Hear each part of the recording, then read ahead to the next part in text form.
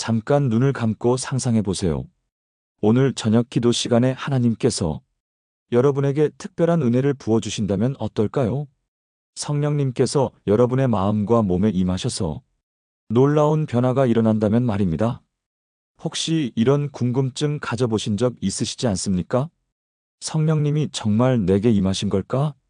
이 감정이 정말 성령의 역사일까? 아니면 그냥 내 감정일까? 다른 사람들처럼 뜨거운 체험이 없는데 나는 성령 충만하지 않은 걸까? 성령 충만이라는 게 정말 실제로 경험할 수 있는 건가? 사랑하는 성도님들, 이런 고민들 정말 자연스러운 것입니다. 우리는 살아계신 하나님을 믿고 있기 때문에 그분의 임재를 체험하고 싶어 합니다. 보이지 않는 성령님의 역사를 우리의 몸과 마음으로 확인하고 싶어 하는 것은 당연한 갈망입니다. 실제로 많은 성도들이 이런 고민을 합니다. 목사님, 저는 예수님을 믿은 지 오래됐는데 특별한 체험이 없어요. 다른 분들처럼 기도할 때 뜨거워지거나 눈물이 나지 않아요. 성령 충만하다는 게 정확히 무엇인지 모르겠어요. 이런 질문들을 받을 때마다 저는 성경으로 돌아가서 답을 찾습니다. 성경을 보면 성령님께서 사람들에게 임하실 때 다양한 현상들이 나타났습니다. 오순절 마가의 다락방에서도 고넬료 가정에서도 사마리아에서도 구체적이고 분명한 증거들이 있었습니다. 그런데 중요한 것은 이런 현상들이 과거에만 일어났던 것이 아니라는 점입니다. 성령님은 오늘날에도 동일하게 역사하고 계십니다. 하나님은 어제나 오늘이나 영원토록 동일하신 분이시니까요. 히브리서 13장 8절에서 말씀하시듯이 예수 그리스도는 어제나 오늘이나 영원토록 동일하시니라고 하셨습니다. 그렇다면 21세기를 살아가는 우리에게도 성령님은 동일한 방식으로 역사하실 것입니다. 다만 우리가 그것을 알아차리지 못하거나 확신하지 못할 뿐입니다. 오늘은 성경 말씀을 통해 성령님이 임하실 때 우리 몸과 마음에 나타나는 5가지 현상을 함께 살펴보겠습니다. 이 말씀을 통해 여러분이 이미 경험하고 계신 성령의 역사를 확인하실 수도 있고 앞으로 기대하며 간구할 수 있는 확신을 얻으실 수도 있을 것입니다. 무엇보다 성령 충만이 특별한 사람들만의 특권이 아니라 예수님을 믿는 모든 성도들이 누릴 수 있는 하나님의 선물임을 확신하시기 바랍니다. 또한 성령님의 역사는 화려하고 극적인 것만이 아니라 일상의 소소한 변화 속에서도 나타난다는 것을 깨달으시기 바랍니다. 자, 그럼 함께 성령님의 놀라운 역사 속으로 들어가 보겠습니다. 많은 분들이 성령 충만하면 뭔가 드라마틱하고 외적으로 화려한 현상만 생각하십니다. 뜨거운 열기나 몸의 떨림, 방언이나 환상 같은 초자연적인 체험을 기대하십니다. 물론 그런 체험들도 성령님의 역사입니다. 하지만 가장 먼저 그리고 가장 확실하게 나타나는 현상은 바로 마음의 평안입니다. 세상이 줄 수 없는, 이해할 수 없는 그 평안 말입니다.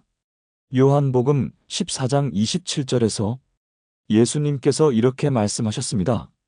평안을 너희에게 끼치노니 곧 나의 평안을 너희에게 주노라.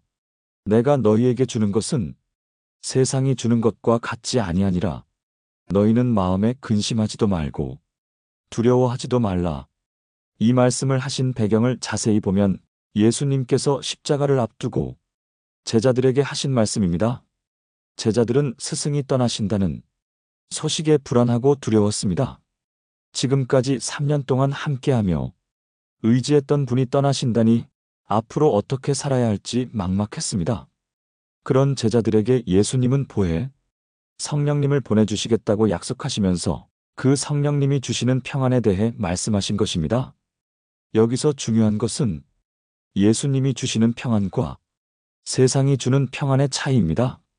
세상의 평안은 조건부입니다. 건강할 때, 돈이 있을 때, 가족이 화목할 때, 일이 잘 될 때 주어지는 평안입니다. 그래서 그 조건들이 무너지면 평안도 함께 사라집니다. 사업이 어려워지면 불안해지고 가족에게 문제가 생기면 마음이 무거워집니다. 이것이 세상이 주는 평안의 한계입니다. 하지만 성령님이 주시는 평안은 완전히 다릅니다. 이것은 상황과 관계없이 마음 깊은 곳에서 올라오는 하나님의 평안입니다. 외적인 환경이 어렵고 힘들어도 마음속 깊은 곳에서는 요동하지 않는 평안이 있습니다.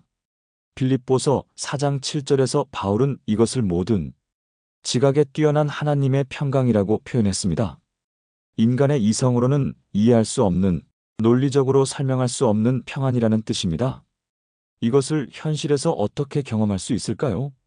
가장 분명한 것은 기도할 때 마음의 변화를 주의 깊게 살펴보는 것입니다. 기도 전에는 마음이 복잡하고 무겁고 불안했는데 기도 후에 왠지 모르게 마음이 가벼워지고 평안해지는 경험 있으시지요? 아무것도 해결되지 않았는데 기도하고 나면 마음이 편안해지는 신기한 경험 말입니다. 또한 어려운 상황에서도 이상하게 담담한 마음을 유지하게 됩니다. 다른 사람들은 걱정하고 불안해하는 상황에서도 여러분은 평온함을 유지할 수 있습니다. 이것은 무감각이나 체념이 아닙니다. 하나님이 모든 것을 아시고 계시며 가장 좋은 길로 인도해 주실 것이라는 믿음에서 오는 평안입니다. 잠을 잘 때도 다릅니다. 걱정이 많아서 잠들기 어려웠던 분들이 기도 후에는 평안히 잠들 수 있게 됩니다. 시편 4편 8절의 말씀처럼 내가 평안히 눕고 자기도 하리니 나를 안전히 살게 하시는 이는 오직 여호와이시니이다라는 고백을 할 수 있게 됩니다. 작년에 한 집사님이 저에게 이런 간증을 해주셨습니다. 50대 중반의 이 집사님은 남편의 사업 실패로 인해 몇 달간 잠을 제대로 이루지 못했다고 합니다. 하루하루가 절망적이었고 미래에 대한 두려움으로 마음이 짓눌렸다고 했습니다. 목사님, 그때는 정말 살 것 같지 않았어요. 하루 종일 불안하고 밤에는 잠도 못 자고 무엇을 해도 마음이 편하지 않았어요.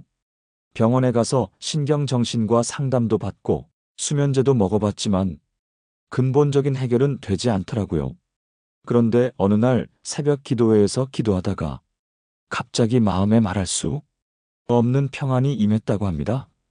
그날 새벽에 기도하면서 하나님께 모든 것을 맡겨드린다고 고백했어요. 더 이상 제가 감당할 수 없다고 하나님이 책임져 달라고 울면서 기도했어요. 그런데 기도를 마치고 나니까 이상하게 마음이 평안해지더라고요. 상황은 하나도 바뀌지 않았는데 마음이 완전히 달라졌다는 것입니다. 그 순간 하나님이 모든 것을 책임져 주실 거라는 확신이 들었어요. 아무것도 해결되지 않았는데 이상하게 평안했어요. 그날 밤부터 잠을 잘 수 있게 되었고 지금까지도 그 평안이 계속되고 있어요. 상황은 여전히 어렵지만 마음은 평안해요.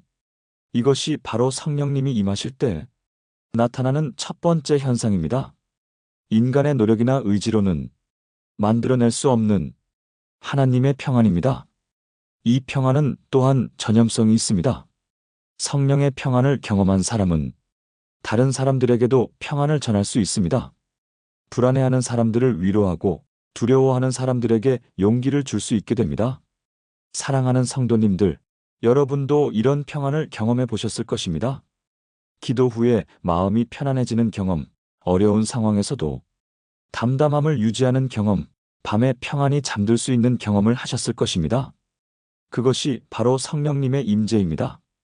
더 이상 의심하지 마시고 그 평안을 주신 하나님께 감사드리시기 바랍니다. 그리고 그 평안을 다른 사람들과도 나누시기 바랍니다. 성령님의 평안은 나누면 나눌수록 더욱 풍성해집니다. 이제 두 번째 현상을 살펴보겠습니다. 성령님이 임하시면 기도가 완전히 달라집니다. 전에는 형식적이고 의무적으로 드렸던 기도가 살아있는 대화가 됩니다. 기도할 때 시간 가는 줄 모르고 기도 제목이 명확해지며 응답에 대한 확신이 생깁니다. 로마서 8장 26절에서 사도 바울은 이렇게 증거했습니다. 이와 같이 성령도 우리의 연약함을 도우시나니 우리는 마땅히 기도할 바를 알지 못하나 오직 성령이 말할 수 없는 탄식으로 우리를 위하여 친히 간구하시느니라. 이 말씀의 배경을 살펴보면 1세기 로마 교회 성도들도 우리와 같은 기도의 어려움을 겪고 있었습니다. 무엇을 어떻게 기도해야 할지 몰라 답답해했습니다. 기도해도 하나님의 뜻을 모르겠고 올바른 기도를 드리고 있는지 확신이 서지 않았습니다.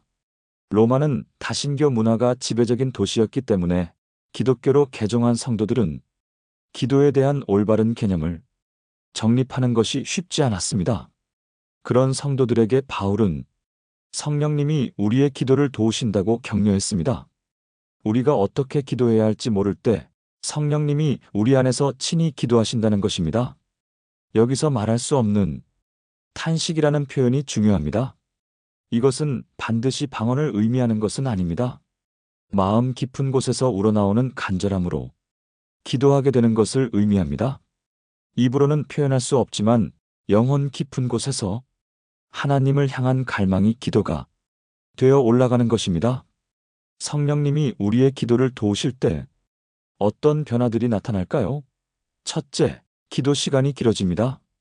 평소에는 10분 기도도 길게 느껴졌는데 어떤 날은 1시간이 10분처럼 느껴지는 때가 있습니다. 기도하다 보니 어느새 시간이 훌쩍 지나가 있는 경험을 하게 됩니다. 둘째, 기도 제목이 명확해집니다. 이것저것 두루뭉술하게 기도하던 것이 정확히 무엇을 위해 기도해야 하는지 마음에 강한 느낌이 옵니다. 하나님이 원하시는 기도 제목이 마음에 떠오르게 됩니다. 셋째, 간절함이 생깁니다. 형식적이고 습관적인 기도가 아니라 마음 깊은 곳에서 우러나오는 간절한 기도가 됩니다. 때로는 눈물과 함께 기도하게 되고 때로는 기쁨으로 기도하게 됩니다. 넷째, 기도의 응답에 대한 확신이 생깁니다. 기도하면서 하나님이 들으셨다는 믿음이 마음에 확실히 자리 잡게 됩니다. 아직 응답이 보이지 않아도 하나님이 반드시 응답해 주실 것이라는 확신이 듭니다. 다섯째, 다른 사람을 위한 중보 기도를 하게 됩니다. 자신의 일만 기도하던 것이 가족, 교회, 나라, 세계를 위해 기도하는 마음이 생깁니다. 특히 어려움에 처한 사람들을 위해 눈물로 기도하게 됩니다. 이것을 실제로 어떻게 경험할 수 있을까요? 먼저 기도할 때 자신의 마음 상태를 주의 깊게 관찰해 보십시오. 평소와 다른 간절함이나 집중력을 느낄 때가 있을 것입니다. 또한 기도 중에 떠오르는 사람이나 상황이 있다면 그것을 위해 기도해 보십시오. 그것이 성령님이 주시는 기도 제목일 수 있습니다. 그리고 기도 응답에 대해 일기를 써보시기 바랍니다. 기도했던 내용들이 어떻게 응답되는지 기록해보면 하나님의 살아계심을 더욱 확실히 경험할 수 있습니다. 얼마 전에 한 권사님의 이야기입니다. 평소에 기도가 잘 안 된다고 고민하시던 분이었는데 어느 날 새벽에 아들을 위해 기도하다가 특별한 체험을 하셨다고 합니다. 목사님, 그날은 정말 달랐어요. 평소에는 아들을 위해 이것저것 막연하게 기도했는데 그날은 아들의 구체적인 모습이 보이면서 어떻게 기도해야 할지 명확하게 알겠더라고요. 아들이 대학교에서 방황하고 있다는 것을 알았지만 어떻게 도와야 할지 막막했거든요. 그런데 기도하면서 아들의 마음 상태가 보이고 무엇 때문에 힘들어하는지 알게 되었어요. 그리고 기도하면서 눈물이 저절로 나왔어요. 평소에는 억지로 짜내는 것 같았는데 그날은 마음 깊은 곳에서 저절로 울면서 기도하게 되었어요. 무엇보다 기도를 마치고 나서 하나님이 들으셨다는 확신이 들었어요. 아직 아무런 변화가 보이지 않았는데도 확신이 있었어요. 그리고 정말로 한 달 후에 아들에게 놀라운 변화가 있었답니다. 갑자기 교회에 나가겠다고 하더니 지금은 청년부에서 열심히 신앙생활을 하고 있어요. 이것이 바로 성령님이 우리의 기도를 도우시는 역사입니다. 기도가 종교적 의무에서 영적 능력이 되는 순간입니다. 또 다른 간증도 있습니다. 한 집사님이 직장에서 어려운 상황에 처했을 때의 이야기입니다. 상사와의 갈등으로 퇴사를 고민하고 있었는데 기도하면서 하나님의 뜻을 구했어요. 그런데 기도 중에 갑자기 용서하라는 마음이 강하게 들었어요. 상사를 용서하고 더 열심히 일하라는 느낌이었어요. 솔직히 납득이 안 되었지만 하나님의 음성인 것 같아서 순종했어요. 상사에게 사과하고 더 성실하게 일했더니 나중에 상사가 저를 인정해주고 승진까지 시켜주었어요. 그때 정말 하나님이 살아계시고 기도를 들으신다는 것을 확실히 알았어요. 사랑하는 성도님들, 여러분도 이런 기도의 변화를 경험해 보시기 바랍니다. 성령님이 여러분의 기도를 통해 놀라운 일들을 행하실 것입니다. 기도는 단순한 종교적 행위가 아니라 하나님과의 살아있는 대화입니다. 성령님의 도우심으로 그 놀라운 기도의 세계를 경험하시기 바랍니다. 이제 세 번째 현상을 살펴보겠습니다. 성령님이 임하시면 성경 말씀이 완전히 달라 보입니다. 전에는 단순한 글자였던 것이 살아있는 하나님의 음성이 됩니다. 죽어있던 문자가 생명력 있는 말씀으로 다가옵니다. 베드로후서 1장 21절에서 이렇게 말씀합니다. 예언은 언제든지 사람의 뜻으로 낸 것이 아니요 오직 성령의 감동하심을 받은 사람들이 하나님께 받아 말한 것임이라. 또한 고린도전서 2장 12절부터 13절에서 바울은 이렇게 증거했습니다. 우리가 세상의 영을 받지 아니하고 오직 하나님으로부터 온 영을 받았으니 이는 우리로 하여금 하나님께서 우리에게 은혜로 주신 것들을 알게 하려 하심이라. 우리가 이것을 말하거니와 사람의 지혜가 가르친 말로 아니하고 오직 성령께서 가르치신 것으로 하니 영적인 일은 영적인 것으로 분별하느니라. 성경이 기록될 때도 성령님의 감동으로 기록되었고 우리가 읽을 때도 성령님의 조명으로 깨달아집니다. 성령님이 성경의 저자이시기 때문에 성령님이 임하실 때 말씀이 우리에게 살아서 역사하게 됩니다. 1세기 교회의 상황을 보면 더욱 명확해집니다. 초기 기독교 공동체에서는 구약 성경과 사도들의 가르침이 있었지만 모든 사람이 성경을 읽을 수 있는 것은 아니었습니다. 당시에는 책이 귀했고 읽고 쓸 줄 아는 사람도 많지 않았습니다. 그런데도 초대교회가 그렇게 폭발적으로 성장할 수 있었던 이유는 무엇일까요? 성령님께서 성도들의 마음을 여셔서 말씀을 깨닫게 하셨기 때문입니다.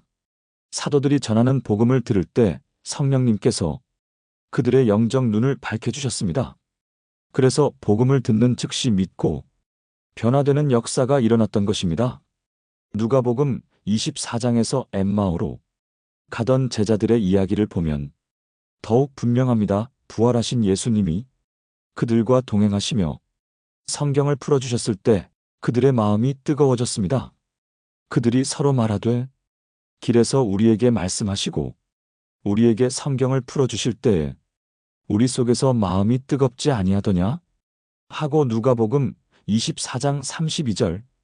이것이 바로 성령님이 말씀을 통해 역사하시는 모습입니다. 오늘 우리에게도 동일한 역사가 일어납니다. 성령님이 임하시면 말씀을 읽을 때 이런 놀라운 변화들이 나타납니다. 첫째, 말씀이 나에게 직접 주시는 하나님의 말씀으로 다가옵니다. 수천 년 전에 기록된 말씀이지만 마치 오늘 나를 위해 쓰여진 것처럼 생생하게 느껴집니다. 성경의 인물들이 겪었던 상황이 내 상황과 연결되면서 하나님의 음성을 듣게 됩니다. 둘째, 평소에 이해되지 않던 구절들이 갑자기 명확해집니다. 수십 번 읽었던 말씀인데 어느 날 갑자기 그 의미가 확 와닿는 경험을 하게 됩니다. 성령님이 우리의 영적 눈을 밝혀주시기 때문입니다. 셋째, 말씀을 통해 하나님의 뜻을 분별할 수 있게 됩니다. 어려운 결정을 내려야 할 때 말씀을 통해 하나님의 인도하심을 받게 됩니다. 말씀이 우리의 발의 등이 되고 길의 빛이 되는 경험을 하게 됩니다. 넷째, 말씀을 읽고 나면 마음에 확신과 힘이 생깁니다. 두려움과 불안이 사라지고 하나님에 대한 믿음과 소망이 강해집니다. 말씀이 우리의 영혼에 힘과 위로를 주게 됩니다.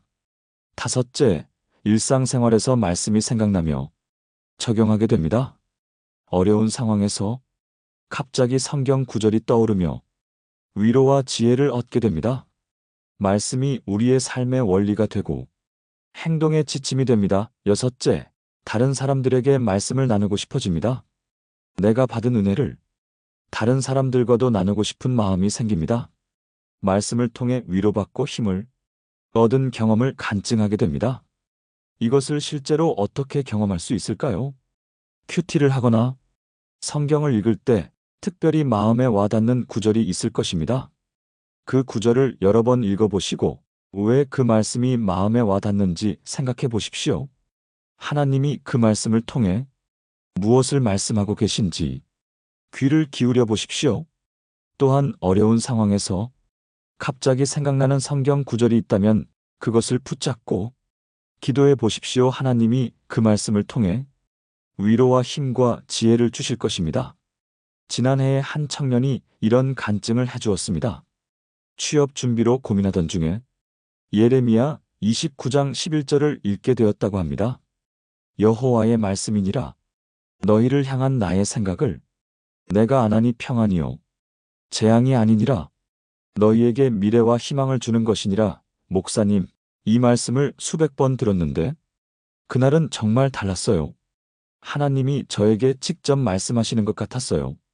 취업이 안 되어서 절망적이었는데 이 말씀을 읽으면서 하나님이 저를 위해 좋은 계획을 준비하고 계신다는 확신이 들었어요.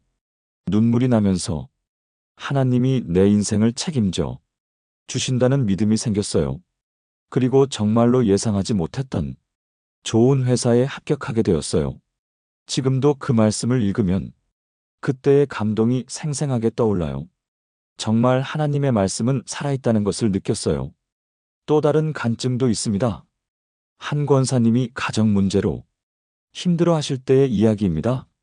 남편과의 갈등으로 이혼까지 생각했었는데 어느 날 호세아서를 읽게 되었어요. 호세아가 음란한 아내 고멜을 끝까지 사랑했던 이야기를 읽으면서 하나님이 우리를 어떻게 사랑하시는지 깨달았어요. 그리고 갑자기 너도 남편을 그렇게 사랑하라는 하나님의 음성이 들렸어요. 마음이 뜨거워지면서 눈물이 났어요. 그날부터 남편을 보는 눈이 달라졌어요. 남편의 잘못만 보던 것이 남편도 상처받은 사람이라는 것을 알게 되었어요. 지금은 정말 행복한 가정을 이루고 있어요. 말씀의 능력이 얼마나 큰지 경험했어요. 이것이 바로 성령님이 말씀을 통해 역사하시는 능력입니다.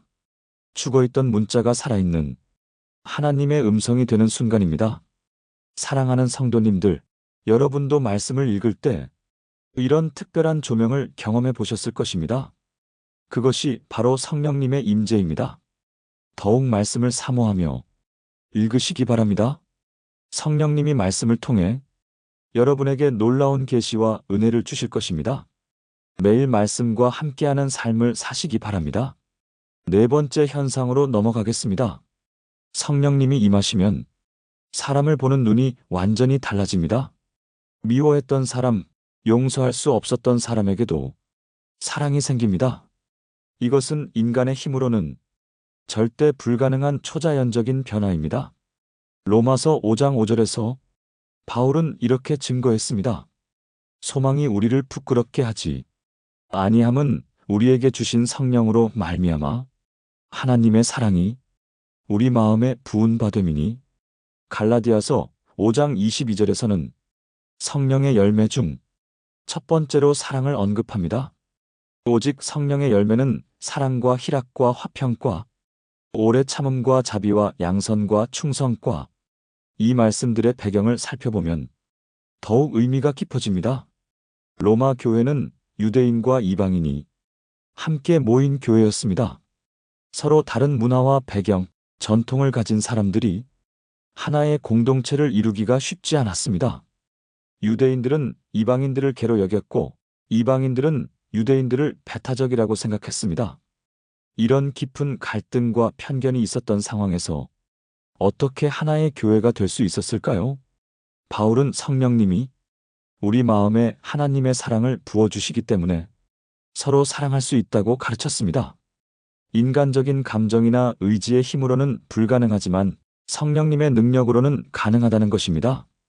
갈라디아 교회도 마찬가지였습니다. 할례파와 은혜파 사이에 심각한 갈등이 있었습니다. 서로를 정죄하고 판단하는 분위기가 팽배했습니다. 그런 상황에서 바울은 성령의 열매 중 첫 번째가 사랑이라고 강조한 것입니다. 성령님은 사랑의 영이십니다.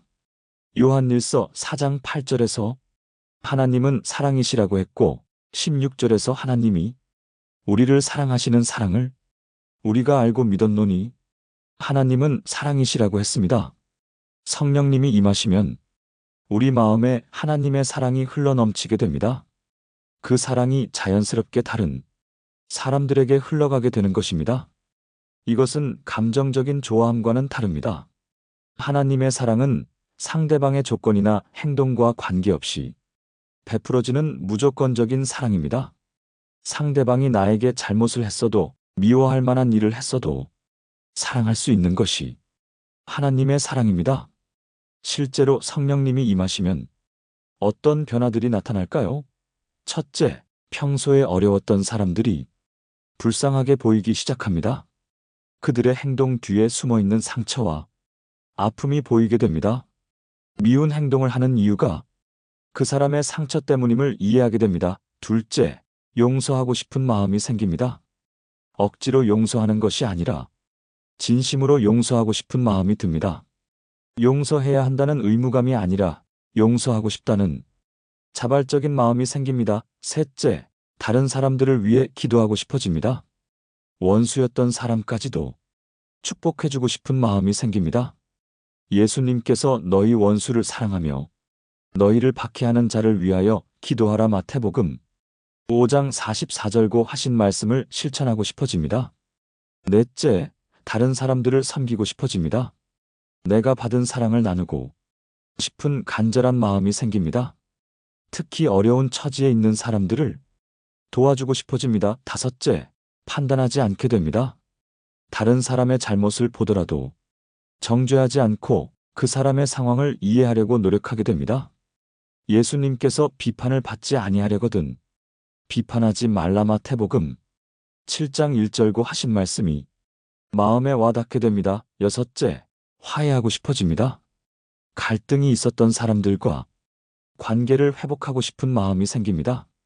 먼저 다가가서 사과하고 화해하려는 용기가 생깁니다. 이것을 실제로 어떻게 경험할 수 있을까요? 먼저 기도할 때 미워하는 사람이나 어려운 관계에 있는 사람을 위해 기도해 보십시오. 처음에는 억지로라도 그 사람의 축복을 위해 기도하다 보면 마음이 변화되는 것을 경험할 수 있습니다. 또한 상대방의 입장에서 생각해 보려고 노력해 보십시오. 그 사람이 왜 그런 행동을 하는지, 어떤 상처가 있는지 이해하려고 하면 사랑의 마음이 생깁니다. 몇 년 전에 한 권사님의 놀라운 간증이 있었습니다. 시어머니와 20년 동안 갈등을 겪으셨던 분이었는데 성령의 은혜를 체험한 후 완전히 달라지셨다고 합니다. 목사님, 정말 신기해요. 시어머니를 보는 눈이 완전히 달라졌어요. 전에는 시어머니만 보면 화가 났어요. 제가 하는 모든 일에 간섭하시고 남편 편만 드시고 저를 며느리로 인정해주지 않는 것 같았거든요. 20년 동안 정말 힘들었어요. 이혼까지 생각했을 정도였어요. 그런데 어느 날 새벽 기도회에서 성령의 은혜를 체험한 후 시어머니에 대한 마음이 완전히 달라졌어요. 어느 날부터 시어머니가 불쌍하게 보이기 시작했어요. 시어머니도 누군가의 딸이었고 어려운 시절을 견뎌온 분이라는 생각이 들었어요. 시어머니의 간섭도 저를 미워해서가 아니라 자기 방식이 옳다고 생각해서 하시는 것이라는 걸 깨달았어요. 그래서 진심으로 용서하고 사랑하기로 마음먹었어요.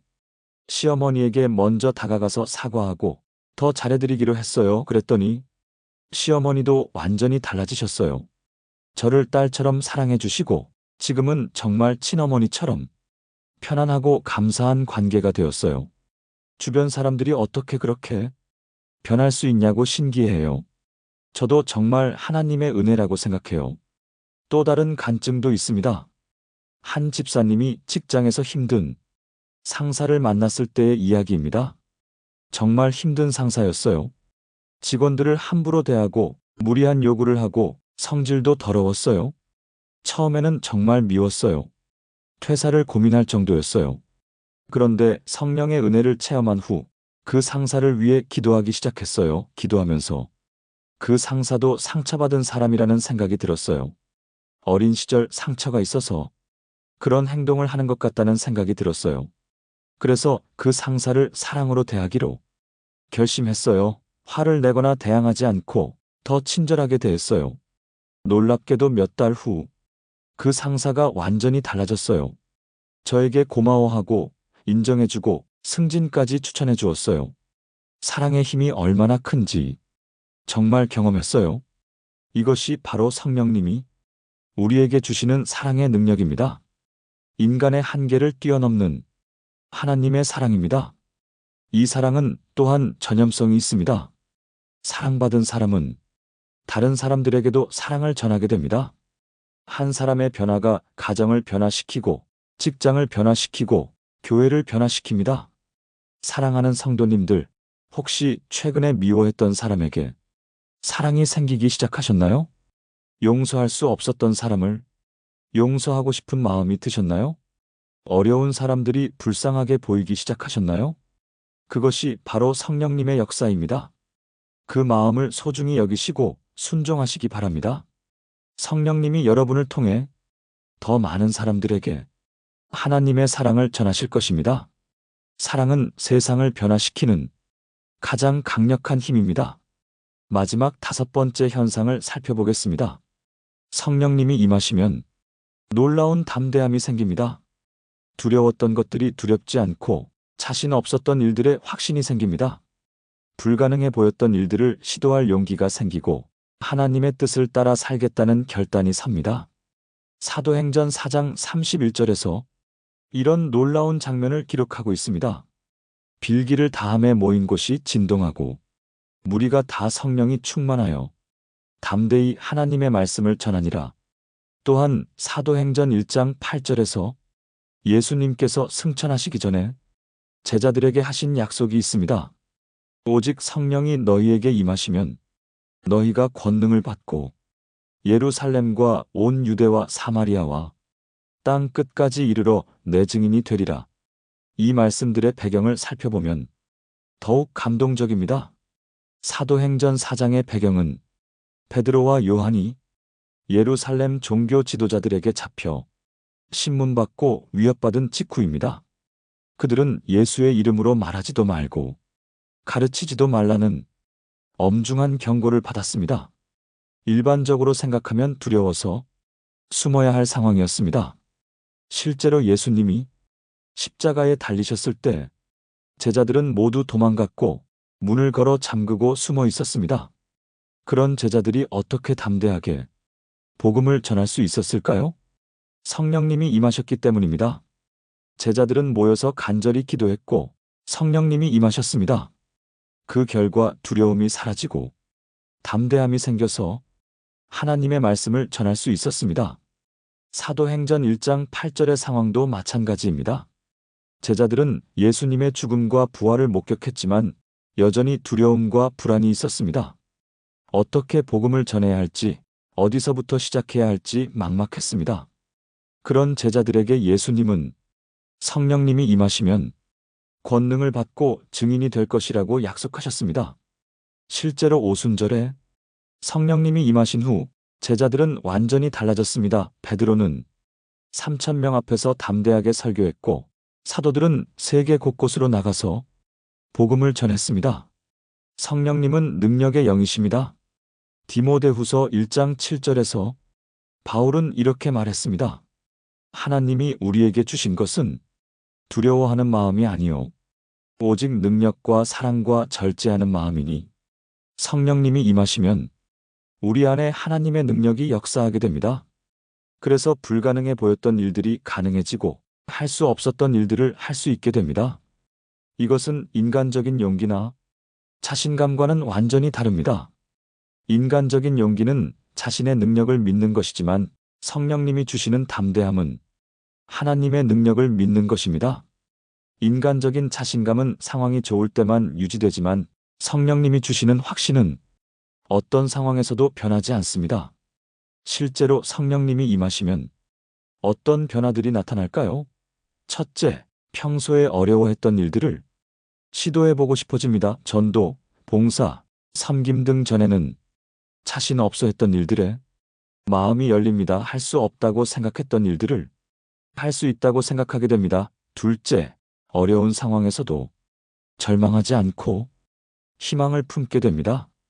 문제가 크더라도 하나님이 해결해 주실 것이라는 믿음이 생깁니다. 이것도 지나갈 것이다라는 확신을 갖게 됩니다. 셋째, 하나님의 뜻을 따라 살고 싶은 담대한 결단을 하게 됩니다. 세상의 기준보다 하나님의 기준을 따르는 용기가 생깁니다. 손해를 감수하더라도 옳은 일을 하려는 마음이 생깁니다. 넷째, 다른 사람들 앞에서 신앙을 표현할 용기가 생깁니다. 전에는 부끄러워했던 기독교인 정체성을 당당하게 드러내게 됩니다. 직장에서도 학교에서도 사회에서도 당당한 그리스도인으로 살게 됩니다. 다섯째, 죽음에 대한 두려움이 사라집니다. 영생에 대한 확신으로 인해 죽음도 두렵지 않게 됩니다. 바울처럼 사는 것이 그리스도니 죽는 것도 유익함이라 빌립보서 1장 21절고 고백할 수 있게 됩니다. 여섯째, 불의와 죄악에 맞설 용기가 생깁니다. 침묵하고 지나쳤던 잘못된 일들에 대해 목소리를 내게 됩니다. 정의와 진리를 위해 싸울 용기가 생깁니다. 이것을 실제로 어떻게 경험할 수 있을까요? 먼저 작은 일부터 시작해 보십시오. 평소에 하고 싶었지만 두려워서 못했던 일들을 하나씩 시도해 보십시오.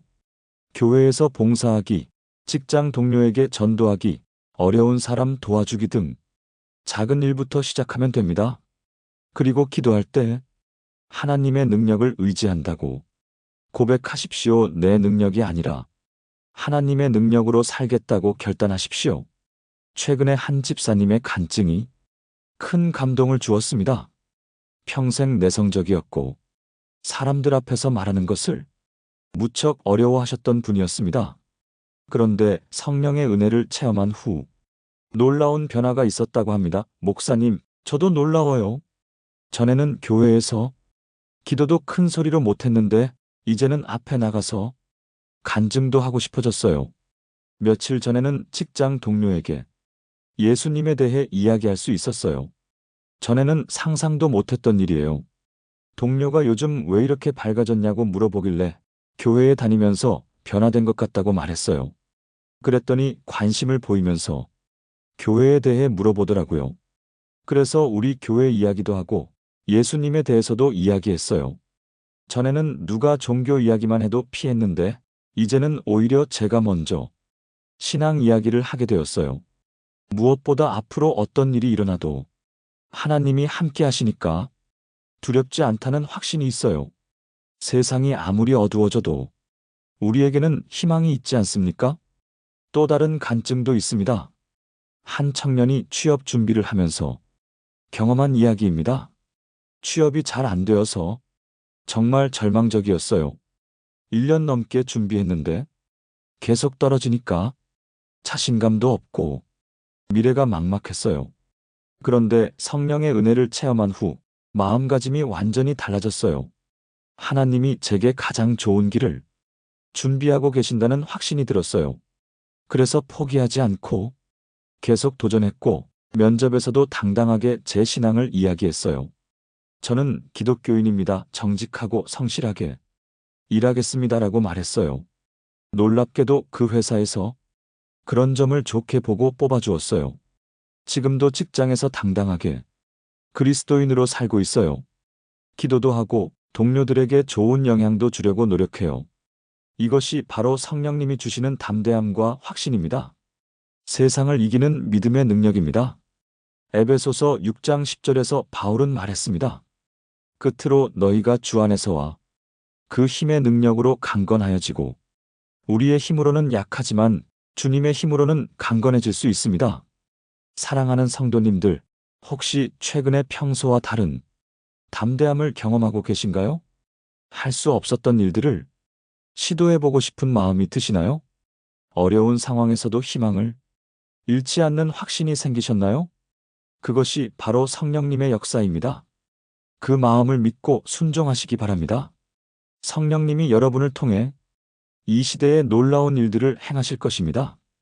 두려워하지 마시고 담대하게 나아가시기 바랍니다. 하나님이 여러분과 함께 하십니다. 사랑하는 성도님들, 오늘 함께 살펴본 성령님이 임하실 때 나타나는 5가지 현상들을 다시 한번 정리해 보겠습니다. 첫째, 마음의 평안이 임합니다.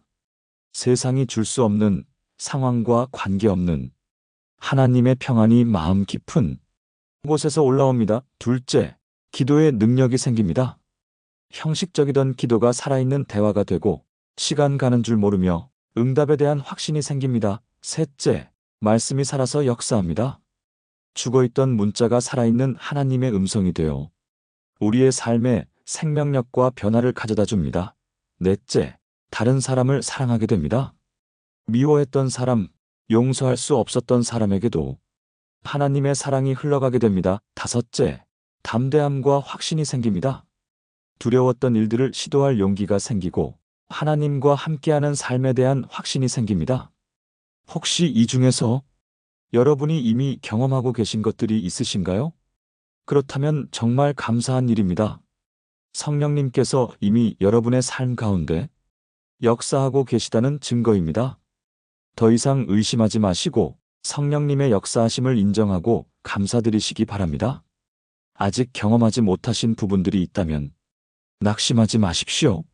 성령님은 각 사람에게 각각 다르게 각각의 때에 역사하십니다. 중요한 것은 성령님을 간절히 사모하고 구하는 마음입니다. 누가복음 11장 13절에서 예수님께서 약속하셨습니다. 너희가 악할지라도 좋은 것을 자녀에게 줄 알거든 하물며 너희 하늘 아버지께서 구하는 자에게 성령을 주시지 않겠느냐? 하나님은 구하는 자에게 성령을 주십니다. 간절히 사모하며 구하시기 바랍니다. 성령님의 역사는 화려하고 극적인 것만이 아닙니다. 오늘 살펴본 것처럼 일상의 소소한 변화 속에서도 나타납니다. 기도할 때 마음이 평안해지는 것, 말씀을 읽을 때 은혜 받는 것, 어려운 사람을 용서하고 싶어지는 것, 선한 일을 하고 싶어지는 것, 모두가 성령님의 역사입니다. 이런 작은 변화들을 소중히 여기시고 성령님께 감사드리시기 바랍니다. 그리고 더욱 성령님의 인도하심을 따라 살아가시기 바랍니다. 이 영상이 도움이 되셨다면 좋아요 버튼을 눌러주시고 댓글로 여러분의 성령 체험, 간증도 나누어 주시기 바랍니다. 다른 성도님들에게도 큰 격려와 은혜가 될 것입니다. 구독과 알림 설정도 잊지 마세요. 앞으로도 성경적이고 은혜가 되는 말씀들을 계속 나누어 드리겠습니다. 하나님께서 사랑하는 여러분 모두에게 성령의 충만함을 더욱 풍성하게 부어주시기를 간절히 축복드립니다. 여러분의 삶 가운데 성령님의 임재가 더욱 깊이 역사하시어 날마다 하나님의 사랑과 능력을 체험하며 사시기를 주님의 이름으로 축복합니다. 성령님의 인도하심을 따라 승리하는 삶을 사시고 이 어두운 세상에 하나님의 빛을 비추는 귀한 사명자들이 되시기를 축복합니다. 평안하시고 은혜롭게 지내시기 바랍니다. 감사합니다.